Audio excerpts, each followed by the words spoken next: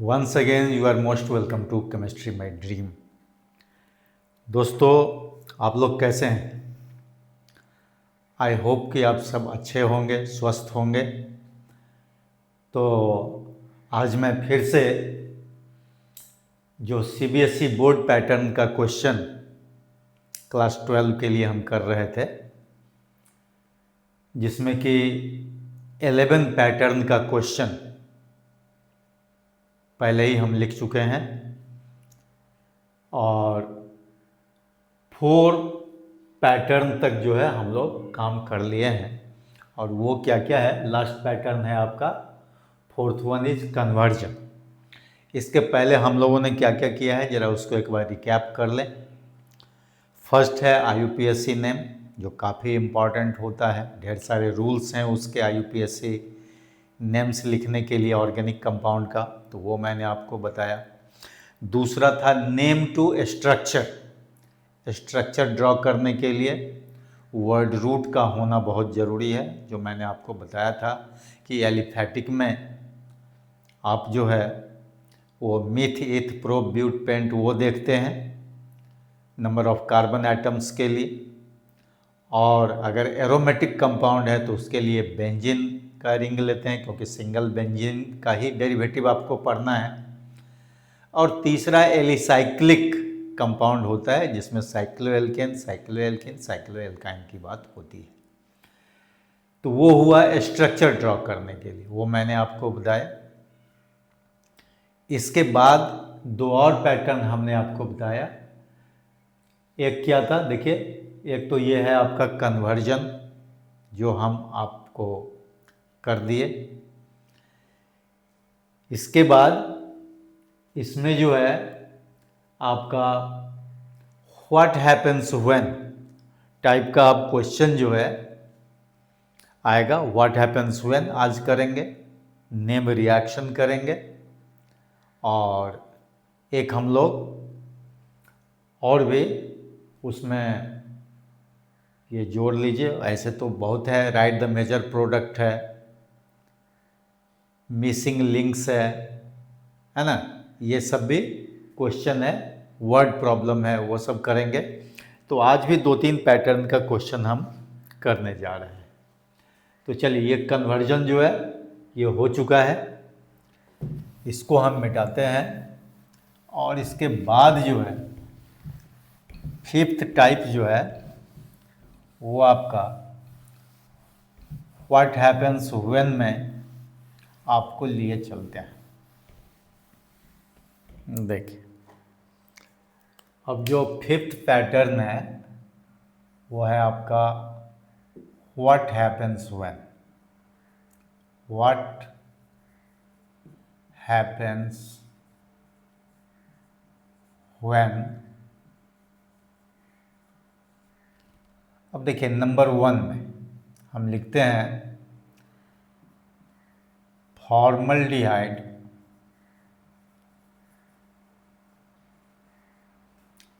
undergoes Cannizzaro reaction.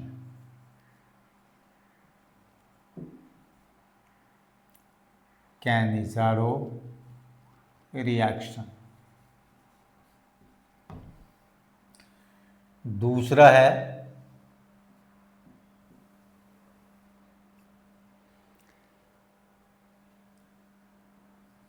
Ethanol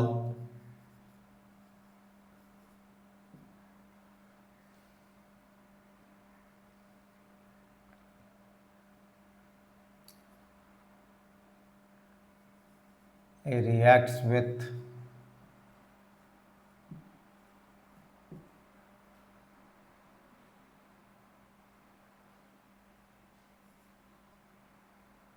copper.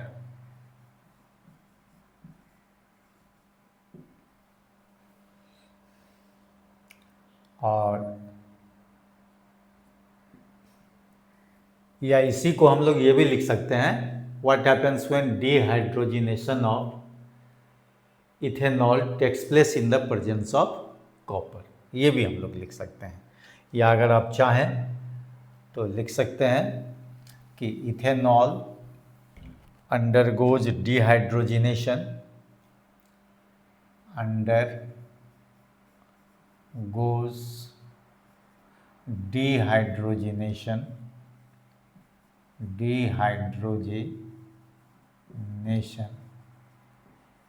in the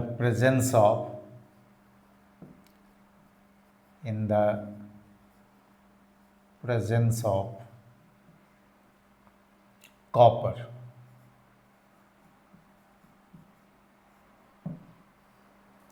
और तीसरा जो क्वेश्चन है वो देख लीजिए, वो है आपका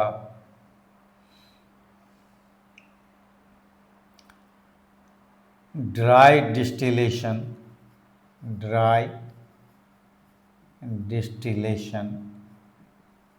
ऑफ कैल्शियम एसीटेट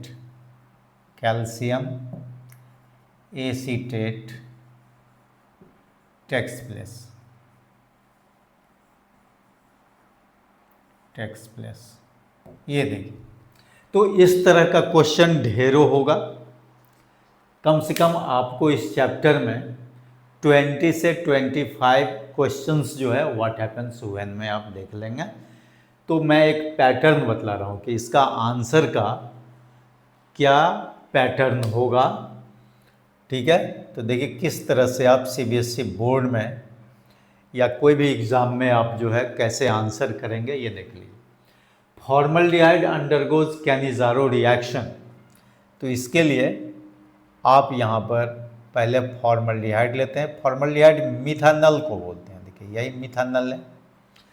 और कैनिज़ारो रिएक्शन के लिए आपके पास में कॉन्सेंट्रेटेड सोडियम हाइड्रोक्साइड होता है, ये कॉन्क लेंगे आप, कॉन्सेंट्रेटेड सोडियम हाइड्रोक्साइड। अब इसमें क्या होगा कि 2 मोल्स फॉर्मल्डिहाइड इसमें पार्टिसिपेट करेगा इस रिएक्शन में, और 1 मोल का ऑक्सीडेशन होगा और 1 मोल का रिडक्शन होगा। तो 1 मोल का जब ऑक्सीडेशन होगा तो ये बन जाएगा HCOONA, और 1 मोल का जो रिडक्शन होगा, तो आप जानते हैं कि एल्डिहाइड के रिडक्शन से अल्कोहल बनता है, तो वो हो जाएगा CH3OH, मिथेनॉल बनेगा।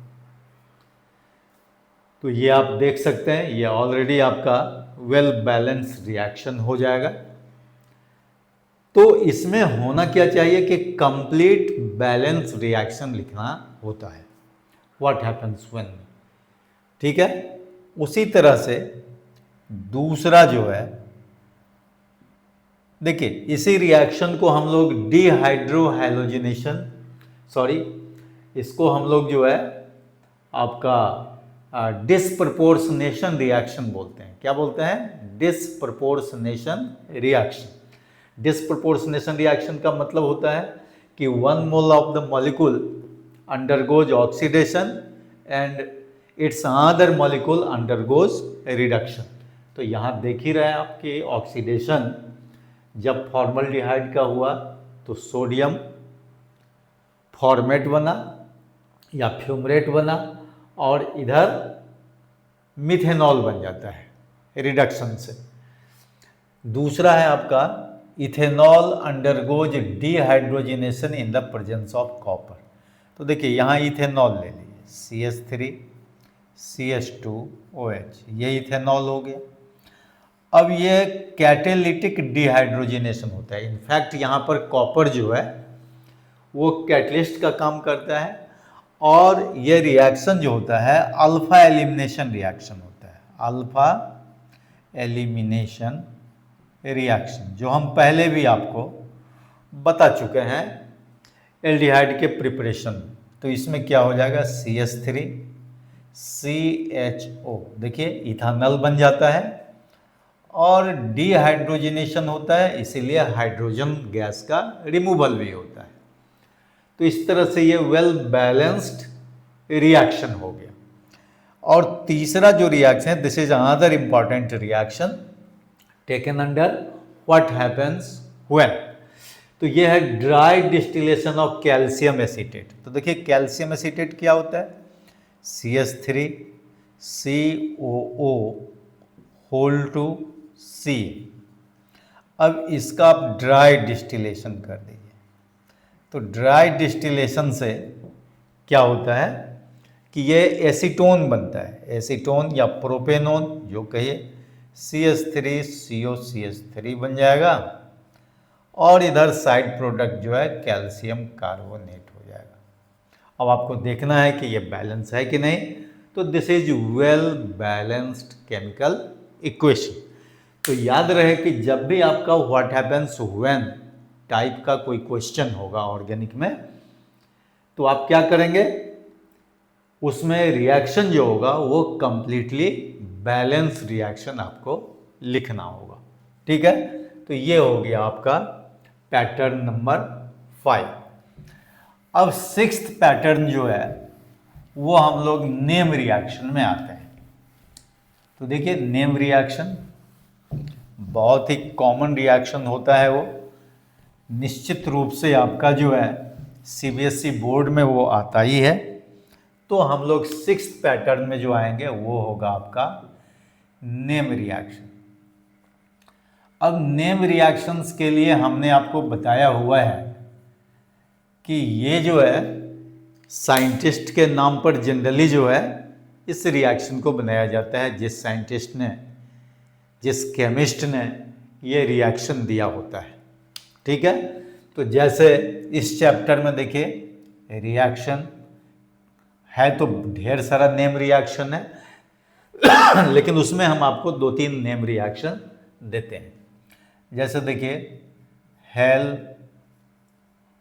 वोलार्ड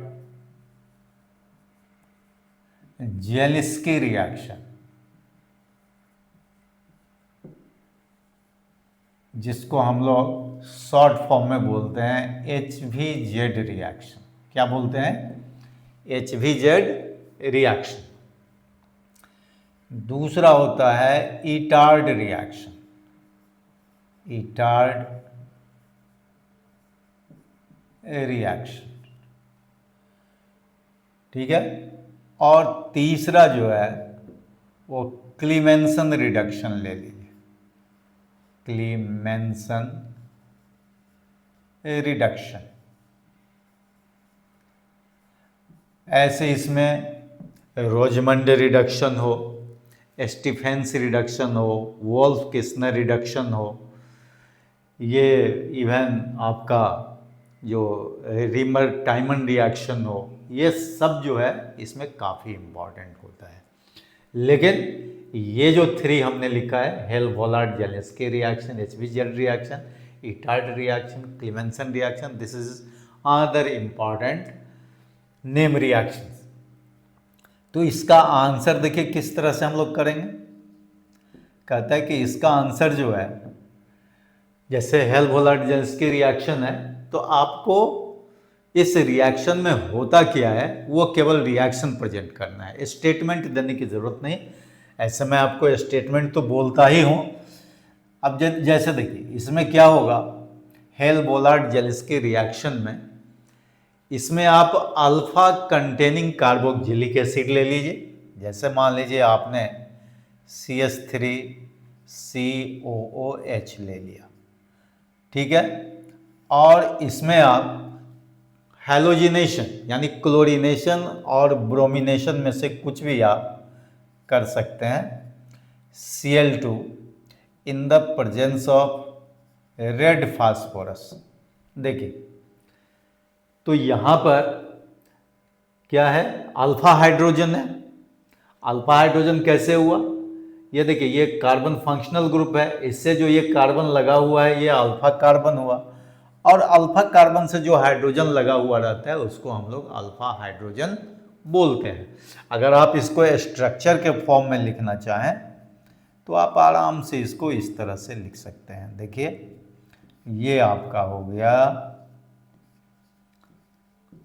देखिए ये इथानोइक एसिड हो गया जिसमें ये अल्फा कार्बन हाइड्रोजन बॉन्ड है, तो इसको हम लोग बोलते हैं कि अल्फा कंटेनिंग कार्बोक्सिलिक एसिड। तो ये बहुत ज़रूरी है। तो ये जैसे ही हम लोग लेंगे तो इसमें जो प्रोडक्ट बनेगा वो देखिए बारी बारी से ये क्या हो जाएगा, सब्स्टिट्यूट कर जाएगा हाइड्रोजन।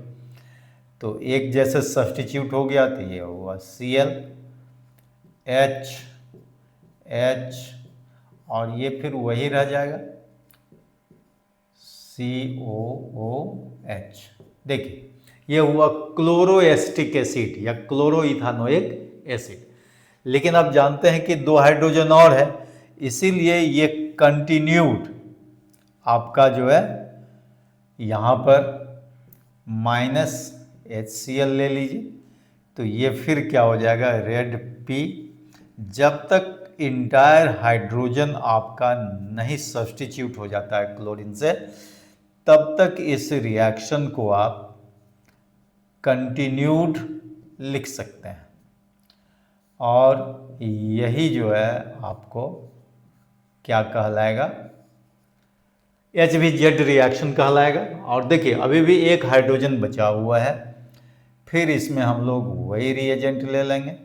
क्या ले लेंगे Cl2, रेड फास्फोरस ले लेंगे -HCl। देखिए यहाँ निकल जाएगा HCl और ये हो जाएगा try chloro, finally acetic acid बन जाएगा। देखिए तो ये रिएक्शन है बहुत simple, but the condition is that the carboxylic acid must contain alpha hydrogen. अगर अल्फा हाइड्रोजन नहीं है तो फिर ये रिएक्शन जो है पॉसिबल नहीं है। उसी तरह से दूसरा नंबर जो है वो देखिए क्या है, ईटार्ड रिएक्शन। अब ईटार्ड रिएक्शन जो होता है वो एरोमेटिक एल्डिहाइड बनाने के लिए होता है। तो उसके लिए पर्टिकुलर रिएक्शन क्या है वो देखिए, कहता है हम ले लेते हैं टॉल्यूइन। क्या ले लेते हैं, टॉल्यूइन, जिसका एक और नाम है मिथाइल बेंज। और इसमें हम लोग क्या करते हैं, क्रोमाइल क्लोराइड ले लेते हैं, CrO2Cl2। This is called chromyl chloride. In the presence of CCl4 carbon tetrachloride या कार्बन डाइसल्फाइड, कोई भी नॉन पोलर सॉल्वेंट ले लेते हैं और फाइनली इसको क्या कर देते हैं, हाइड्रोलाइसिस कर देते हैं।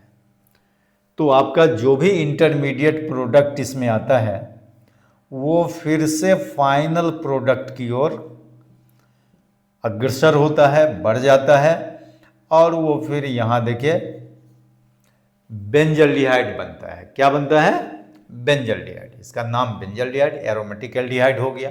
तो दिस इज कॉल्ड ईटार्ड रिएक्शन। तो जब भी ईटार्ड रिएक्शन हो या कोई भी नेम रिएक्शन हो तो वो क्या होता है, 1 मार्क का क्वेश्चन होता है। तो उसमें केवल रिएक्शन लिखना होता है, आपको कोई एक्सप्लेनेशन देने की जरूरत नहीं है। और थर्ड जो है देखिए क्या है, क्लीमेंसन रिडक्शन। क्लीमेंसन रिडक्शन में होता क्या है कि वो एल्डिहाइड और कीटोन कोई भी लेंगे और उसका अगर पर्टिकुलर रिड्यूसिंग एजेंट लेंगे तो उसमें क्या बनेगा, एल्केन बनता है। ठीक है, तो जैसे देखिए इसमें हम लोग कोई भी सपोज कीजिए कि हमने CH3CHO इथानल ले लिया, बल्कि आप अगर चाहें तो इथानल नहीं लेकर के आप R से ले लीजिए, एल्केनल ले लीजिए, RCHO कर दीजिए। तो देखिए इसमें जो मटेरियल आप यूज करते हैं वो ज़्यादा इंपॉर्टेंट होता है। वो कहता है कि जिंक एमलगम, मतलब जिंक Hg और HCl। ये देखिए HCl हाइड्रोक्लोरिक एसिड कहिए या हाइड्रोजन क्लोराइड जो भी, वो ले लेंगे हम लोग और क्या बन जाएगा, देखिए ये एल्केन बन जाता है। उतने ही कार्बन का, ये देखिए C है ही तो ये हो जाएगा C से CH2 हो जाएगा। ये देखिए ये आपका जो है एल्केन हो जाएगा, RCH3, ये एल्केन हो जाएगा। तो अगर आप बाकी जो है इसका जो ऑक्सीजन है वो वाटर बन करके जो है निकल जाएगा। देखिए यहाँ पर बाई प्रोडक्ट में वाटर आएगा। तो कहता है कि ये जो आपका, देखिए इसमें ये जो एल्केन बना, कहता है कि alkane contain same number of carbon atom as there are present in aldehyde और कीटोन। तो कोई भी एल्डिहाइड लेंगे, जैसे मान लीजिए फॉर्मल्डिहाइड लेंगे, मिथानल लेंगे तो मीथेन बन जाएगा, इथानल लेंगे तो इथेन बन जाएगा, प्रोपेनल लेंगे तो प्रोपेन बन जाएगा। उसी तरह से प्रोपेनोन लेंगे तो प्रोपेन बन जाएगा, ब्यूटेनोन लेंगे तो ब्यूटेन बन जाएगा। ठीक है। तो इसमें अगर हम एरोमेटिक एल्डिहाइड और एरोमेटिक कीटोन भी लें तो भी आपका जो है उस तरह से बन जाएगा।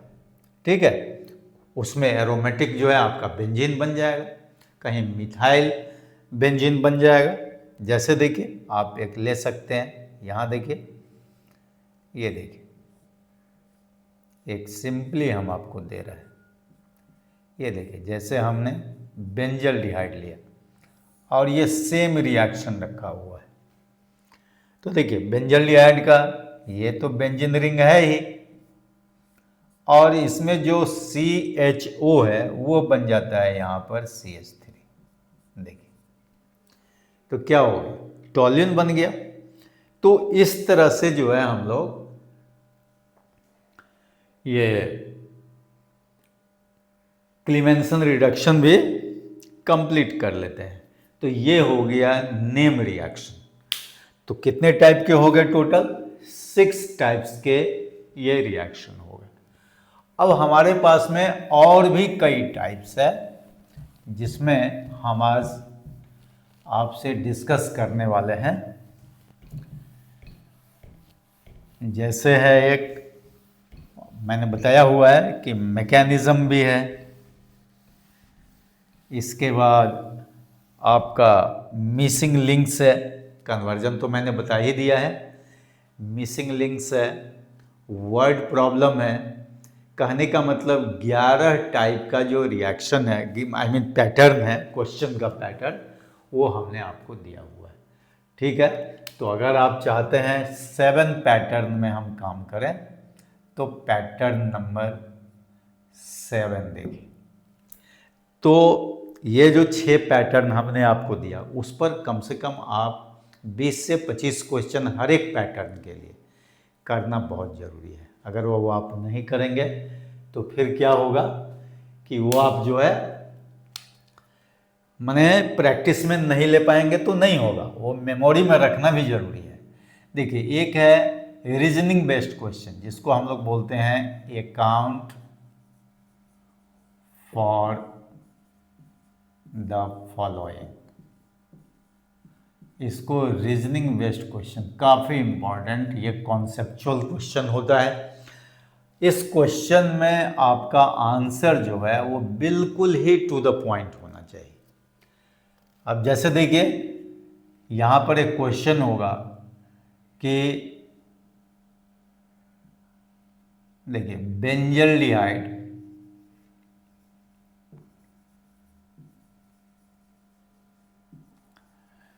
does not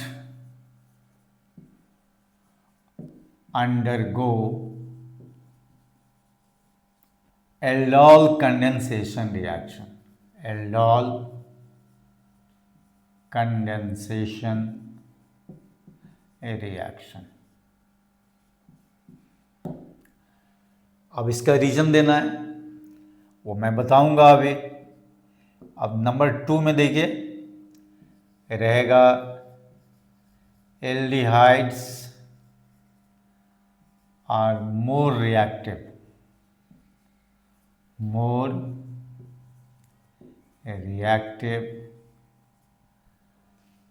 then ketones towards nucleophilic addition reaction. ये भी लिख सकते हैं टुवर्ड्स न्यूक्लियोफिलिक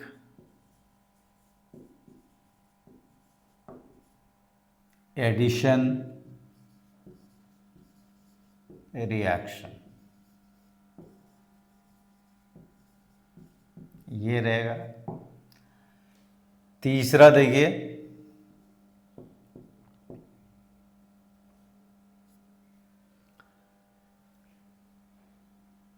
बेंजल्डिहाइड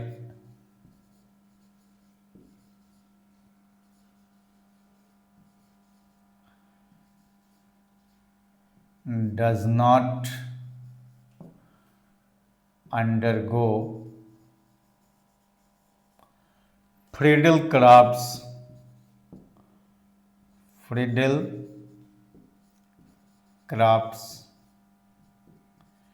alkylation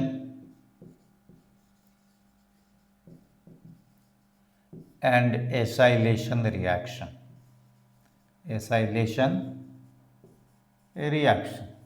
इस तरह का काफ़ी रीजनिंग बेस्ड क्वेश्चन भी आपका aldehyde, ketone and carboxylic acid में मिलेगा। तो ऐसे क्वेश्चन का आंसर जो आप करेंगे वो देखिए किस तरह से करेंगे। जैसे पहला है benzaldehyde does not undergo aldol condensation reaction, तो आपको मालूम होना चाहिए, बल्कि मैंने पढ़ाया हुआ है एल्डोल कंडेंसेशन रिएक्शन कि when an aldehyde or ketone containing alpha hydrogen when treated with dilute alkali, 2 moles of the aldehyde or ketones undergo condensation reaction to form beta hydroxyaldehyde और beta hydroxy ketone। ये हमने आपको बताया है। तो सबसे बड़ी बात है कि यहाँ बेंजल्डिहाइड जब आप लिखते हैं यहाँ, तो देखिए बेंजल्डिहाइड में क्या कोई अल्फा हाइड्रोजन है क्या? नहीं है। बेंजल्डिहाइड में कोई अल्फा हाइड्रोजन नहीं होता है। तो इसीलिए ये जो है, अगर आप इसमें कोई डाइल्यूट NaOH दे देंगे, डाइल्यूट NaOH, तो नो एल्डोल कंडेंसेशन, यहाँ लिखेगा नो एल्डोल कंडेंसेशन। तो इसका आंसर आप किस तरह से लिखेंगे? सीधे लिखेंगे कि because benzaldehyde does not contain alpha hydrogen, that's why it does not undergo aldol condensation reaction. ठीक है, तो इस तरह से ये रीजनिंग बेस्ड क्वेश्चन हो गया। दूसरा देखिए क्या है, दूसरा कहता है कि aldehydes are more reactive than ketones towards nucleophilic addition reaction. आप जानते हैं कि एल्डिहाइड इज लेस स्टेरिक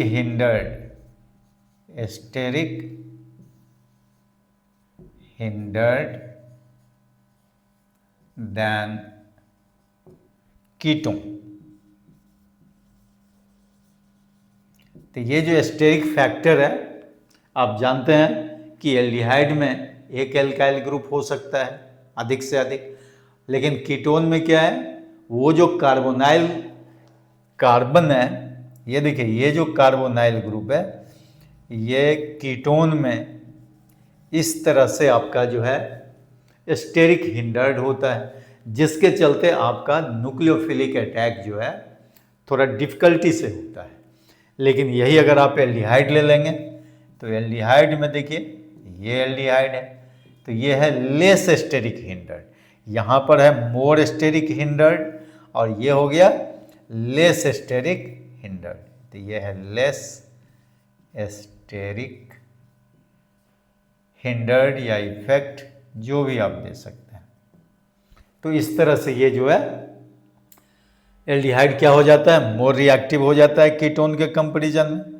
और तीसरा जो क्वेश्चन है वो देखिए क्या कहता है, benzaldehyde does not undergo Friedel-crafts acylation reaction. तो जब भी आप बेंजल्डिहाइड लेंगे, तो देखिए यही बेंजल्डिहाइड हो गया, आप जानते हैं दिस इज बेंजल्डिहाइड। लेकिन जैसे ही इसमें आप फ्रीडल-क्राफ्ट्स का मटेरियल ले लेंगे, जैसे मान लीजिए RX आपने लिया, इधर AlCl3 ले लिया, एनहाइड्रस आप ये ले लिए। तो ये क्या करता है, यहां देखिए, ये कॉम्प्लेक्स तैयार करता है, एक कॉम्प्लेक्स फॉर्म, एक कॉम्प्लेक्स फॉर्म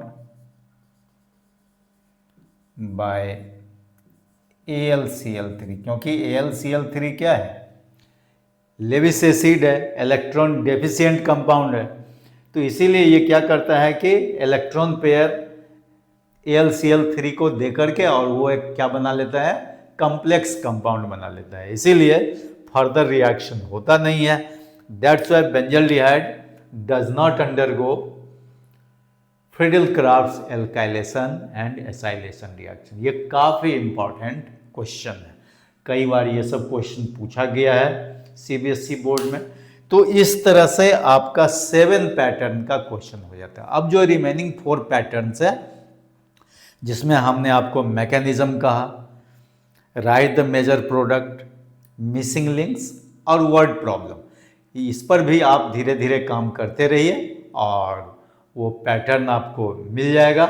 अगर कहीं कोई प्रॉब्लम होगा तो आप जो है कमेंट सेक्शन में लिखेंगे, उसमें भी मैं आपका हेल्प करूंगा। और मैं आई होप कि आप जो है अगर इस तरह से अपना प्रिपरेशन बनाए रखें, केमिस्ट्री माय ड्रीम के साथ जुड़े रहें, तो आपका बहुत अच्छा रिजल्ट जो है CBSE बोर्ड में केमिस्ट्री में खास करके अच्छे नंबर के साथ आएंगे। Okay, thank you, all the best.